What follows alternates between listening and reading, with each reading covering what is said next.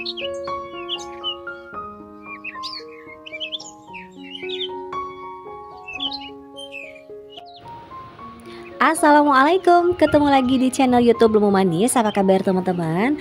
Semoga teman-teman dalam keadaan baik, dalam keadaan sehat, dimudahkan segala urusan dan diberikan rezeki yang turah-turah, amin ya robbal alamin. Tanpa berlama-lama lagi, kita langsung ke videonya aja ya teman-teman.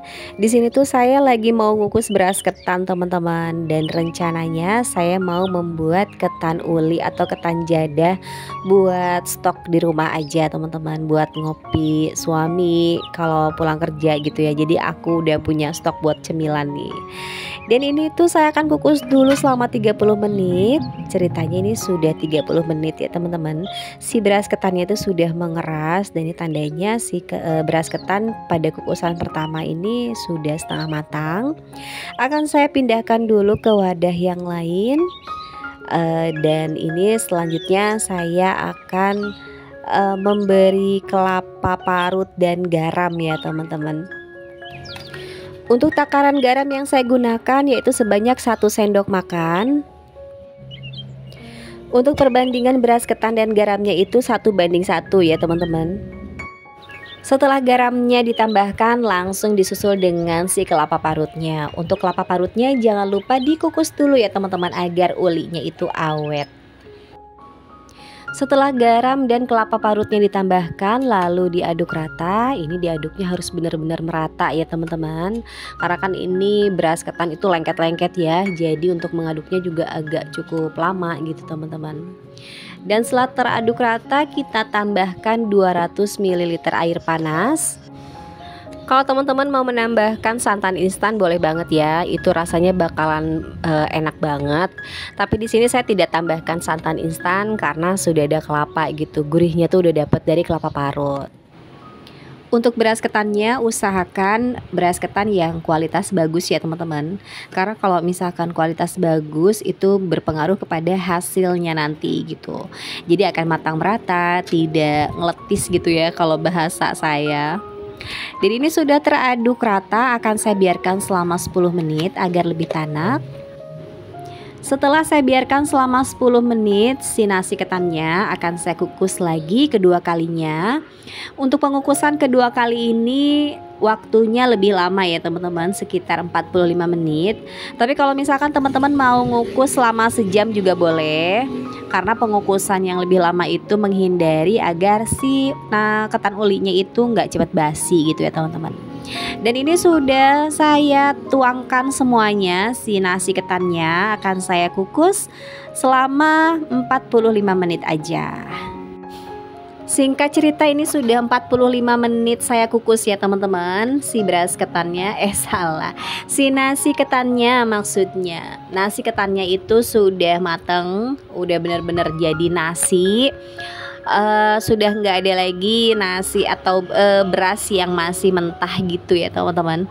Ini saya bakalan angkat dulu, saya pindahkan ke wadah yang lain. Dan saya bakalan tumbuk nih teman-teman. Saya numbuknya nggak punya alat kayak jublek gitu, tahu nggak sih teman-teman jublek? Kalau di rumah saya itu ya, dulu nenek saya suka ngomong itu jublek. Tapi saya nggak tahu tuh apa namanya yang bener. Tapi meskipun alatnya juga nggak ada, tapi saya tidak pantang menyerah, saya pakai ulekan aja. Ini juga lumayan ya teman-teman, bisa membuat si nasi si beras ketan si nasi ketannya itu apa namanya, halus gitu, hancur gitu lah. Dan untuk menghaluskan atau menumbuk si nasi ketannya ini harus dalam keadaan panas ya teman-teman, jangan dalam keadaan dingin. Itu bakalan susah banget kalau dalam keadaan dingin. Beresnya itu bakalan lebaran depan teman-teman. Aduh, lama banget. Dan ini sudah selesai, akan saya pindahkan ke wadah lain. Jangan lupa diolesi dulu dengan minyak goreng. Kalau nggak diolesi minyak goreng, dijamin lengket. Lengket, tahu nggak lengket teman-teman? Lengketcin. Oke, kita langsung aja pindahkan. Dan ini kita tekan-tekan, ditekan, dilebarkan sesuai dengan bentuk si tempatnya. Atau ini saya pakai ini pakai apa sih ya namanya, kayak nampan gitu ya teman-teman. Dan ini harus benar-benar rata, kita tekan-tekan, dan ini tidak semudah yang dilihat ya teman-teman. Ini tuh aslinya saya lumayan kayak neken-nekennya tuh kan ini si nasi ketan ini kan padat banget ya, jadi agak harus pakai tenaga ekstra gitu. Terus aja ditekan-tekan ya teman-teman, diratakan. Ini kalau misalkan gak rata soalnya bentuknya bakalan aneh banget teman-teman. Jadi satu bagian tuh agak menonjol, yang satu bagian kurang padat gitu. Dan Masya Allah ya, memang yang terbaik itu meratakan pakai tangan teman-teman. Jadi akhirnya saya menyerah pakai centong, akhirnya saya pakai tangan aja. Karena kalau pakai tangan itu lebih bisa merasakan tekstur dari si ketannya teman-teman. Terus kalau menurut saya pakai tangan itu lebih ini sih ya, lebih apa namanya, lebih merasakan mana bagian yang masih belum rata gitu kan. Jadi bisa dikira-kira gitulah teman-teman. Dan ini saya meratakannya dilapisi dengan kertas buat nasi gitu ya teman-teman. Seharusnya sih pakai plastik ya, tapi saya nggak ada plastik yang lebar. Jadi ya udahlah, ini saya pakai kertas nasi yang anti lengket juga. Nah ini aman kok, nggak lengket ke si ketannya.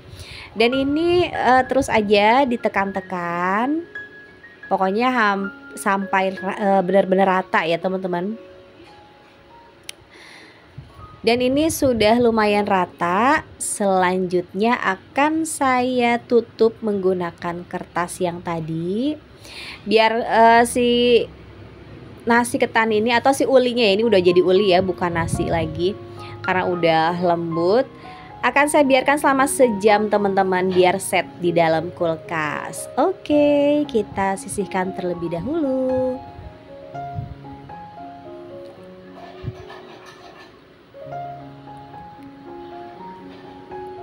Dan singkat cerita ini 1 jam kemudian sudah ngeset, sudah agak padat ya teman-teman, si ulinya sudah bisa digunakan atau digoreng ya teman-teman. Sebelumnya akan saya potong-potong dulu, silahkan dipotong-potongnya sesuai selera. Kalau saya sini mau bagi 2 bentuknya. Yang satu maaf suara saya serak, tes. Oke, kembali normal. Yang satu itu kotak-kotak kecil, yang satu kotak-kotak agak lebar gitu ya, karena request dari suami, beliau itu pengen dibakar teman-teman si ketan ulinya. Jadi kayak ala-ala di Lembang gitulah teman-teman, cuman minus di air bandreknya aja lah ya. Aduh jadi pengen kesana. Teman-teman, ngomong-ngomong, kalau misalkan ke Lembang itu ya ada tempat di mana saya suka berkunjung, si ketan uli bakar itu enak banget deh teman-teman. Bentar ya, kapan-kapan saya mau review di sana deh. Itu enak banget, si wedang jahenya atau bandreknya juga enak banget. Oke, malah ke sana saya ngelantur kemana-mana. Oke, balik lagi ya teman-teman ke video. Dan ini saya sudah potong-potong, ternyata kegedean, jadi saya bagi 2 lagi, kurang lebih seperti itu bentuknya. Silahkan disesuaikan selera lah ya teman-teman, untuk lebarnya, untuk besarnya mau segimana. Nah teman-teman, biasanya ini saya juga kan sambil dijual ya teman-teman. Kalau misalkan ada sisa, ada yang mau gitu, ini dijualnya itu satunya 2.000 teman-teman, lumayan gitu ya. Satu plastik itu 5, jadi satu plastik 10.000. Oke, kita lanjut menggoreng si uli ketannya. Kalau untuk menggoreng uli ketan ini harus pakai ini ya teman-teman, menurut saya pakai apa tuh namanya, tepung terigu. Itu pakai tepung terigu agar nggak lengket gitu teman-teman. Terus kalau misalkan pakai tepung terigu itu plusnya si tekstur ulinya itu bakalan lebih kayak lebih kokoh gitu loh teman-teman, nggak lengket gitu ya. Dan ini seperti ini digoreng pakai apinya ya api sedang aja lah, nggak usah terlalu banyak, nggak usah terlalu besar. Dan ini sudah kering di bagian sisi yang lain, akan saya balik-balik dulu. Ini beneran loh teman-teman, nggak terlalu lengket, nggak terlalu benyek. Ini pas banget loh, ini beneran pakai resep aku ini, insya Allah berhasil. Ini sudah teruji di dapur Lemu Manis. Dan kalau misalkan teman-teman mau dibikin stok gitu, stok frozen, boleh ya, boleh banget. Ini tinggal dikasih terigu, disimpan di tempat atau di wadah tertutup gitu teman-teman.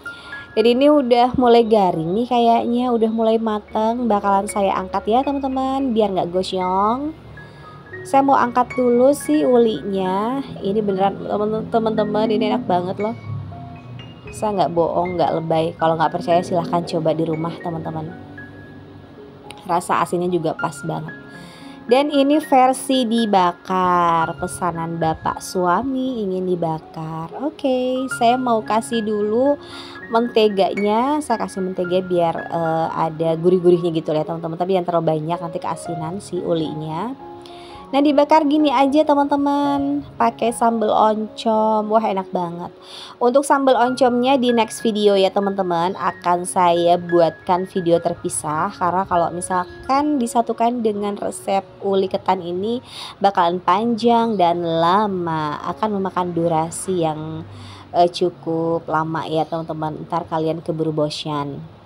Nah ini sambal oncomnya, tau endol banget teman-teman. Sudah jadi, sudah siap dihidangkan. Ini yang versi gorengnya, dan itu yang dua versi bakarnya. Saya mah yang mana aja lah teman-teman, enak dua-duanya. Dibakar enak, digoreng endol gitu ya. Teman-teman ini recommended banget loh buat ngemil-ngemil sore di rumah. Dan ini dia sudah selesai. Saya bikin nasi uli ketannya cantik banget, nggak terlalu gosong lebay gitu ya teman-teman. Kita lihat ya dalamnya. Bismillahirrahmanirrahim. Masya Allah lembut kan teman-teman, bisa dilihat walaupun tanpa santan. Ini lembut banget, nggak keras teman-teman. Dijamin ini nggak keras, pakai resep aku ini nggak keras. Dicocol ke sambal oncom. Saya mau icip. Bismillahirrahmanirrahim. Masya Allah, ini sambal oncomnya pedes-pedes, manja, enak banget. Terus si uli ketannya juga gurih ya teman-teman. Nah ini teman-teman caranya. Kalau misalkan kalian mau dibikin frozen food gitu atau di chiller juga nggak apa-apa sih, tahanlah selama 3 hari ya teman-teman, karena dijamin nggak bakalan lama lah. Ini udah habis karena mereka juga suka. Oke deh teman-teman, sekian dulu ya untuk video kali ini. Semoga kalian suka dengan videonya. Kalau kalian suka, tekan like, comment, and subscribe serta aktifkan tombol notifikasi lonceng agar teman-teman tidak ketinggalan video terbaru dari saya. Sampai jumpa di video selanjutnya. Wassalamualaikum warahmatullahi wabarakatuh. Bye bye.